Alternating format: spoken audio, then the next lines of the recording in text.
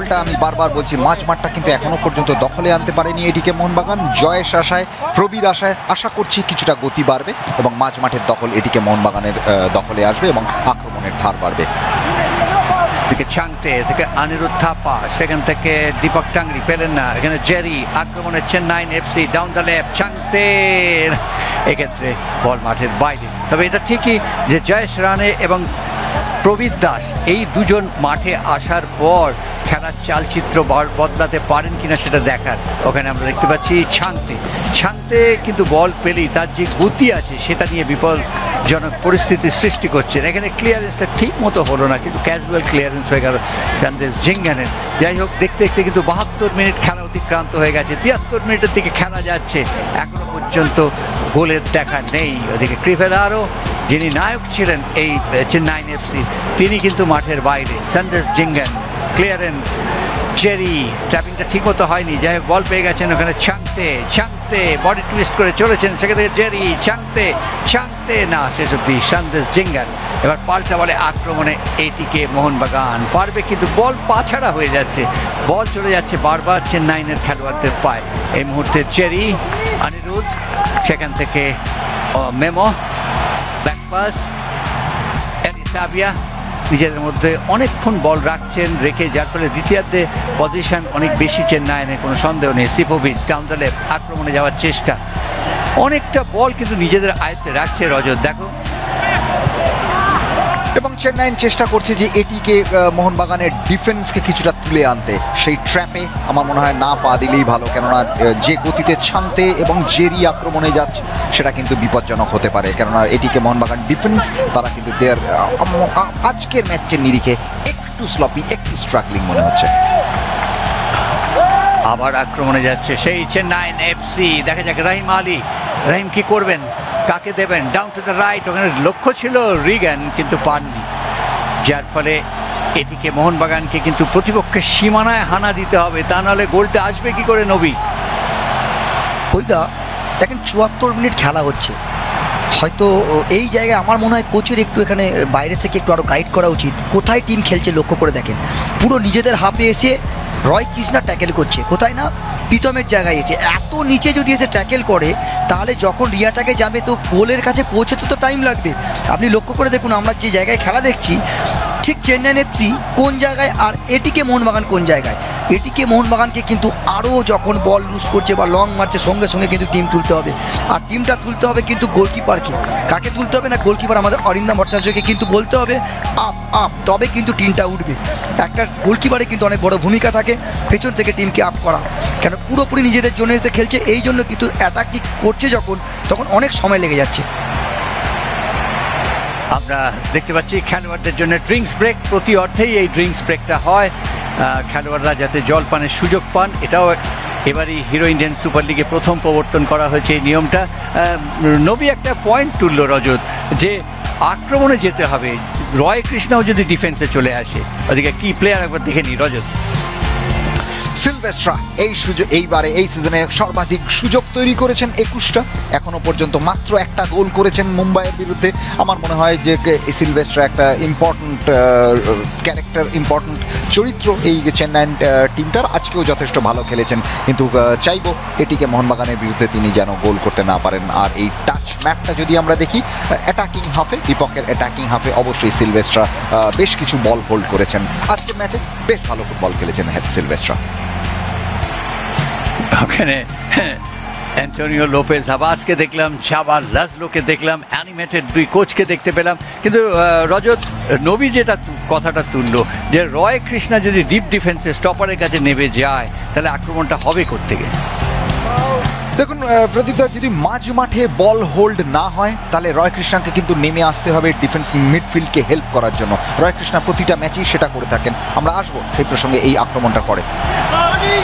আবার আক্রমণের চেন্নাই এফসি দ্বিতীয়ার্ধে জুড়েই আপনারা দেখতে পাচ্ছেন চেন্নাই এফসির প্রাধান্য রয়েছে।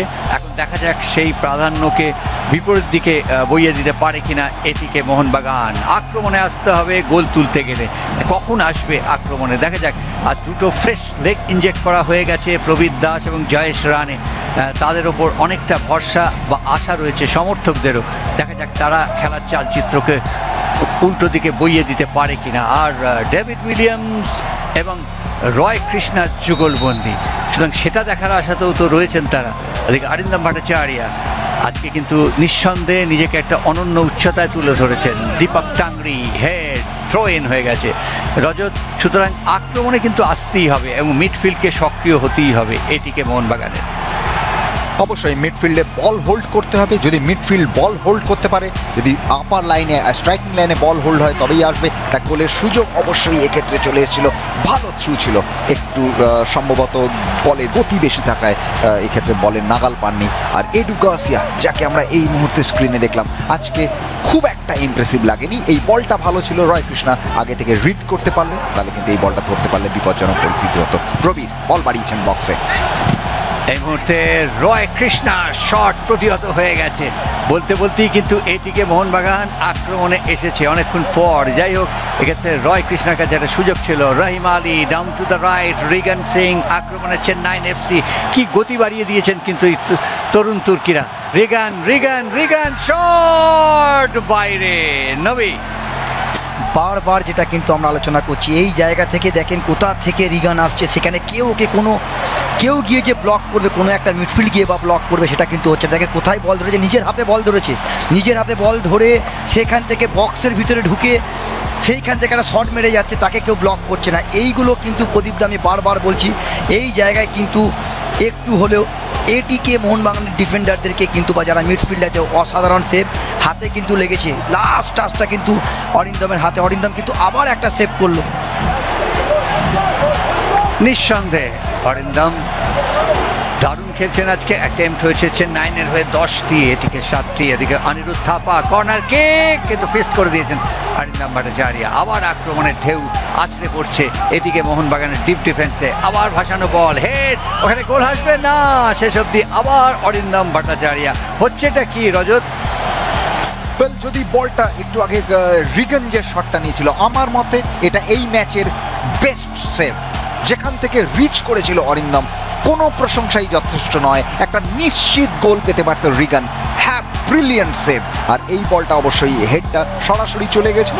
আমার মনে হয় এটা একটা নির্বিষ হেড ছিল, এটা সেভ করতে খুব একটা বেশি কঠিন হয়নি। এলিজাবিয়ার হেডটা খুব সহজেই অরিন্দম ধরে নেয়, বাট রিগানের যে শটটা অরিন্দম সেভ করেছে, that was the save of the match so far. Pritam Kotal আক্রমণে ডাউন টু দ্য রাইট, দেখা যাক সেখান থেকে কিন্তু প্রবীর ফাউল। প্রবীর এখনো পর্যন্ত প্রবীরকে বা জয়েশ রানেকে সেইভাবে দেখিনি, তবে আশা করা যায় বাকি সময় যেটুকু আছে, অর্থাৎ 10 মিনিটের সামান্য বেশি নির্ধারিত সময়ের খেলা বাকি রয়েছে। আর বিশেষ করে প্রবীরের সেই ক্রস কখন দেখব, যে ঘটনাটি ঘটেছিল নবী। এটা আগেরটা টাংরি যেরকমভাবে জয়েশ রানেকে যেরকমভাবে পেছন থেকে ফাউল করেছিল, কিন্তু কিছু করার নেই। দুটো প্লেয়ারই, ডান দিকে আর বাঁ দিকে জয়েশ রানে, আর ডান দিকে অবশ্যই প্রবীর। এদের দুজনকে যদি ঠিকভাবে ইউজ করতে পারে মিডফিল্ডার বা ডিফেন্ডাররা, যদি ভালোভাবে ইউজ করতে পারে, আমরা কিন্তু খুব শীঘ্রই গোল দেখতে পাবো। দেখা যাক গোল আসে কিনা এটিকে মোহনবাগানের। বলতে বলতে ওখানে কিন্তু তালুবন্দি, ওখানে গোলরক্ষক বিশাল কায়, দীর্ঘকায় গোলরক্ষক কোনো ভুলচুক করেননি, যার ফলে এখন আমরা দেখতে পাচ্ছি এটিকে মোহনবাগানও কিন্তু আক্রমণে আসছে। দেখা যাক, এই ধারাবাহিকতাটা কিন্তু চালিয়ে যেতে হবে। ডেভিড উইলিয়ামস অনেকটা নিচে নেমে এসছেন। ডেভিড উইলিয়ামস চলেছেন, লক্ষ্য তার ডাউন টু দ্য লেফট। দেখা যাক শেষ অবধি পাবেন কি না, পেলেন না, থ্রো ইন হয়ে গেছে। 80 মিনিট অতিক্রান্ত হয়ে গেছে রজত। 10 মিনিটেরও কম সময় খেলা বাকি রয়েছে নির্ধারিত সময়। এরপর অ্যাডেড টাইম হয়তো দেওয়া যেতে পারে, কিন্তু একটা জিনিস কি, এটিকে মোহনবাগান অবশেষে দেখতে পাচ্ছি আক্রমণে আসছে। অবশ্যই তাই, কিন্তু প্রদীপদা মাঝ মাঠে কোথাও না কোথাও সেই যে ক্রিয়েটিভিটি, সেটা কিন্তু আজকে এটিকে মোহনবাগান সেভাবে দেখাতে পারেনি। এলিমেন্ট অফ সারপ্রাইজ মাঝ মাঠে আমরা দেখি, স্ট্রাইকিং লাইনে মাঝে মাঝে দেখি, আউট অফ নোভেয়ার একটা দারুণ পাস দেখি, সেই জিনিসগুলো কিন্তু আজকে কিছুটা অনুপস্থিত। আজকে খেলাটা কিন্তু দেখে এটিকে মোহনবাগানের মাঝ মাঠকে অতটা সক্রিয় মনে হয়নি এখনো পর্যন্ত। আবার শান্তে কিন্তু পারলেন না, যার ফলে থ্রো ইন হয়ে গেছে। একটা দারুণ লড়াই হচ্ছে দুটি দলের মধ্যে, চেন্নাইন এফসি এবং এটিকে মোহনবাগান, কিন্তু লড়াইয়ের হলেও এখনো পর্যন্ত গোলের দেখা মেলেনি। আর অরিন্দম ভট্টাচার্য আজকের ম্যাচে নিজেকে ত্রাতার ভূমিকায় প্রতিষ্ঠিত করতে পেরেছেন। এখনো পর্যন্ত খেলার ফলাফল 0-0। এটা খুব একটা মানে অত্যন্ত গুরুত্বপূর্ণ ম্যাচ দুটো দলের কাছেই। আর আজকের ম্যাচটা জিতলে দেখো নবী, এটিকে মোহনবাগান টেবিল টপার হয়ে যাবে। আর যদি আজকের ম্যাচটা চেন্নাই এফসি জেতে, তারাও কিন্তু প্রথম চারে যাওয়ার একটা অন্যতম দাবিদার হয়ে পড়বে। একদম একদম আপনি ঠিক বলেছেন, কিন্তু বলতে এটাও তো ঠিক যে জিততে গেলে কিন্তু গোল করতে হবে, আর গোলটা করবে কে? রয় কৃষ্ণা, ডেভিড উইলিয়াম,